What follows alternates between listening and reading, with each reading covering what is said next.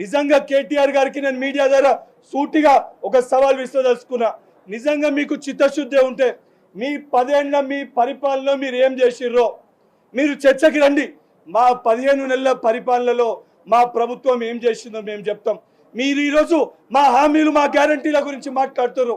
మీ మేనిఫెస్టోలో ఒక హామీ ఉండే, ఒక గ్యారంటీ ఉండే, దానికి ఎటువంటి డబ్బు అవసరం లేకుండే, దానికి రూపాయి ఖర్చు లేకుంటే ఇచ్చే హామీ ఒకటి ఉండే. అది దళితుని ముఖ్యమంత్రి చేస్తా అని చెప్పి మీరు మాట్లాడారు. మీరు ఎందుకు చేయలేకపోయినరు?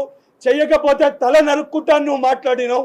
ముందు వాస్తవానికి తెలంగాణ రాష్ట్రంలో ఉన్న దళిత సోదరులకి దానిపైన సమాధానం చెప్పి దాని తర్వాత మీ తండ్రి గారు కానీ నువ్వు మాట్లాడాలని చెప్పి కేటీఆర్ గారికి సూచిస్తున్నా.